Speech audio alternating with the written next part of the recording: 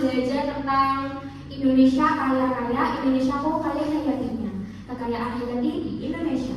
Nah, karena kita membahas tentang keanekaragaman di Indonesia, Ibu mau tanya, hewan apa yang ada di sekitar kita atau makhluk hidup apa yang ada di sekitar kita, yang ada di kelas maupun di luar kelas ataupun di rumah? Semua, terus apa kecoa, cicak, itu ya. Itu adalah jenis-jenis hewan yang ada di sekitar kita. Nah, selanjutnya itu, apakah teman-teman semuanya sama atau tidak? Kita sebagai makhluk hidup berbeda, betul, karena kita ada gen, ada yang hitam, ada yang putih, ada yang sawo mata, kuning langsat, ada yang rambutnya ikal, ada yang rambutnya lurus. Kita itu berbeda. Kembali identik pun itu berbeda. Biasanya itu ada yang kulitnya putih, yang satunya kuning langsat. Ya. Sebelum mulai pelajaran agar kita semangat, kita tepuk semangat dan duduk dulu ya. Ayo Ibu contohin dulu. Langsung ikuti aja. Tepuk semangat dan dandan, ding dum dum dum, sanatan, ding dum dum dum, sel, aha aha ma, aha aha ma, aha aha semangat. Udah semangat semuanya? Nah, sekarang Ibu akan menampilkan PPT tentang kekayaan hayati di Indonesia. Sama simak baik-baik, kalau ada yang penting nanti ditulis di buku ya.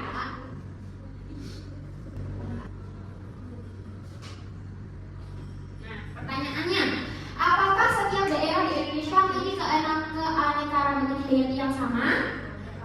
Berbeda. Mengapa, Natasha? Karena di Indonesia itu tidak hanya satu jenis aja, semuanya ada. Dari yang dari barat, terus tengah, timur itu floranya juga berbeda. Lanjut.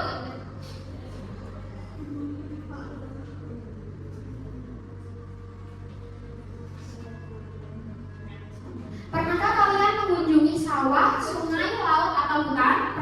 Pernah anak? Laut. Kira-kira makhluk hidup apa aja yang ada di laut? Ikan. Iya, betul. Terus makhluk hidup yang kalian temui di lokasi tersebut merupakan keanekaragaman hayati. Jadi, apa sebenarnya yang dimaksud dengan keanekaragaman hayati? Ada yang tahu? Ada yang tahu nggak keanekaragaman hayati itu apa? Tidak tahu. Jadi, Ibu jelaskan ya. Jadi, keanekaragaman hayati adalah macam-macam bentuk kehidupan yang mencakup semua makhluk hidup seperti tumbuhan, hewan, mikroorganisme, dan ekosistem di suatu wilayah. Terutama itu kekayaan spesies, genetik, dan ekosistem di suatu wilayah di Indonesia. Merupakan salah satu negara dengan tingkat keanekaragaman hayati yang tinggi di dunia. Jadi di Indonesia itu banyak tentang keanekaragaman hayati. Nah, gambar apa ini anak-anak? Ini gambar apa? Ini rusak aja. Ini hijau atau rusak? Rusak. Kalau ini monyet. Ya, nggak boleh ngegas ya monyetnya. Ini luar. Kalau yang ada di air, ada ikan. Nah, itu semua keanekaragaman yang ada di sekitar kita. Dari yang ada di laut, di darat, di udara, ada burung. Ya kan anak-anak? Lanjut. Nah, keanekaragaman hayati itu dibagi menjadi 3 macam. Yang pertama ada keanekaragaman genetik. Ada yang tahu genetik itu apa? Tidak tahu. Nah, ya. Jadi perbedaan gen dalam satu jenis makhluk hidup yang mempengaruhi ukuran, warna, rasa, dan ciri fisik. Contohnya variasi genetik pada ayam menghasilkan berbagai jenis ayam. Contoh seperti ayam kampung, terus ada ayam hitam gitu ya. Terus biasanya di pohon mangga kan banyak spesiesnya. Ada mangga manis, mangga apa lagi? Gadung, mangga cucuk gitu kan. Terus yang kedua ada keanekaragaman jenis atau spesies. Jadi variasi jenis atau spesies yang ada di suatu wilayah seperti gajah, rusa, ikan, bebek, harimau, dan burung. Yang ketiga ada keanekaragaman ekosistem. Variasi lingkungan tentang hidup makhluk hidup seperti hutan, sawah, sungai, dan laut. Nah, kalian bisa lihat keanekaragaman genetik ada di bawah ini ada ikannya berbeda jenis nih. Ada ikan merah, ikan kuning, ikan ini apa ya? Ini ikan gurame ya Nana? Oh iya. Terus ada kata juga berbagai itu jenisnya. Ada kata hijau. Terus ada burung. Itu burungnya juga jenisnya beda-beda. Itu burung lovebird. Manusia juga memiliki keanekaragaman genetik. Walaupun termasuk dalam satu jenis makhluk hidup yaitu manusia, tetapi setiap manusia itu berbeda. Contohnya, kamu dan adik kamu pasti berbeda. Iya, bedanya apa? Adik kamu kalem, dia sakadrung, terus rambutnya sama-sama lurus apa gimana? Oh iya, berarti beda kan? Oke, betul. Nah, contohnya itu ada yang berkulit putih, sawo mata, kuning langsat, atau hitam. Rambutnya pun juga berbeda. Ada yang hitam, keriting, lurus, begitu ya. Nah, yang ini perbedaan yang ada pada makhluk hidup yang sejenis dapat terjadi karena setiap makhluk hidup memiliki gen atau pembawa sifat. Gen inilah yang mempengaruhi karakteristik dan ciri fisik yang dimiliki oleh setiap makhluk hidup. Biasanya itu kan kucing, biasanya itu dikawinkan, ada yang kampung dikawinkan dengan kucing Angora, jadinya apa gitu kan? Nah, yang kedua ada faktor yang mempengaruhi keanekaragaman hayati yang ada di Indonesia. Yang pertama ada letak geografis. Nah, Indonesia itu terletak di antara dua benua, Asia dan Australia, dan dua samudra, Hindia dan Pasifik. Posisi ini menjadikan Indonesia sebagai wilayah pertemuan flora dan fauna dari Asia dan Australia sehingga menghasilkan variasi spesies yang sangat kaya. Yang kedua ada iklim tropis karena curah hujan yang tinggi dan suhu yang hangat sehingga menciptakan lingkungan yang cocok berbagai spesies. Yang ketiga ada ekosistem yang beragam seperti hutan, laut, sungai, rawa-rawa dan rumput, padang rumput. Nah, ini contoh keanekaragaman hayati yang ada di Indonesia. Contohnya yang tumbuhan. Tumbuhan itu flora, kalau fauna itu hebat. Itu salah ya Nana? Pipo. Contoh Rafflesia arnoldi, tumbuhnya di mana dia tahu? Di sana jauh. Iya, betul, di Kalimantan jauh dari kita.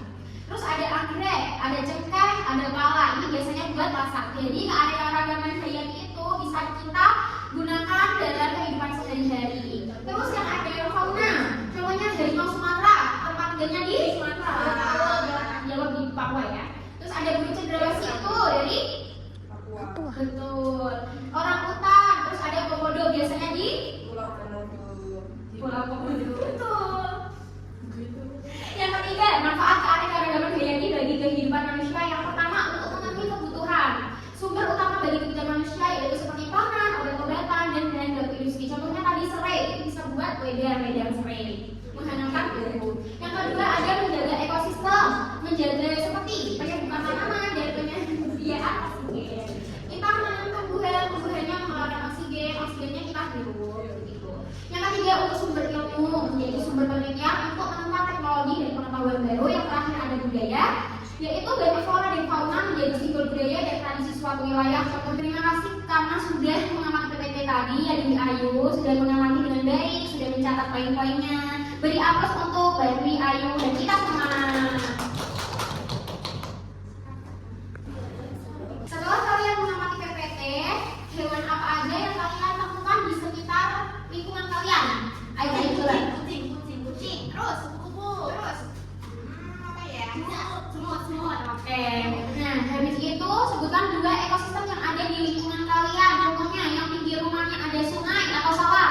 Itu makhluk hidupnya apa aja? Kata. Terus betul. Capung, betul. Yang di sawah kan biasanya ada capung ya. Untuk lebih memahami tentang keanekaragaman hayati, Ibu mau kalian membentuk kelompok. Ini menjadi dua kelompok ya. Kelompok 1 dan kelompok 2 mengerjakan LKPD yang sudah Ibu sediakan. Nanti kalau belum paham tanya Ibu, nanti Ibu bimbing cara pengerjaannya. Ini ada dua lembar LKPD. Yang pertama itu mengerjakan flora dan fauna apa aja yang ada di Indonesia.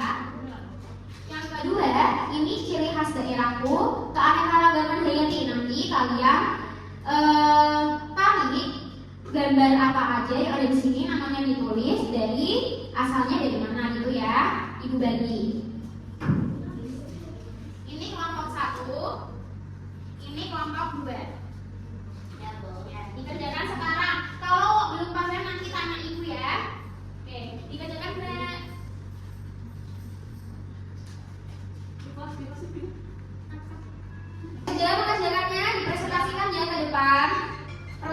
saja, tidak apa-apa.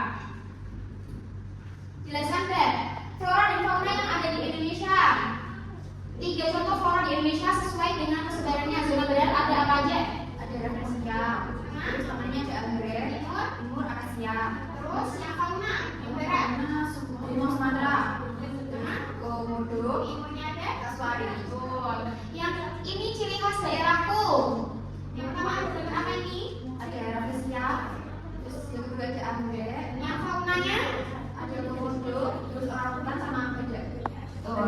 Jadi tepuk tangan untuk David deh. Dari sudah mengajarkan LKPD semua udah bagus ya, udah tahu jadi macam-macam flora dan fauna yang ada di Indonesia dari barat, tengah, dan timur, begitu kan? Nah sekarang ibu punya game dari Zquiz. Kita main game asal-asikan. Mau? Mau. Oke, ibu siapin dulu ya.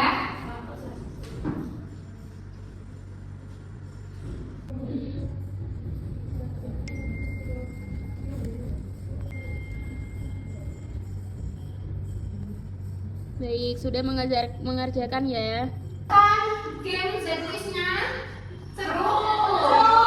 Sekarang sebelum mengakhiri pembelajaran ibunya soal evaluasi untuk mengevaluasi pembelajaran yang sudah kita bahas tadi ya.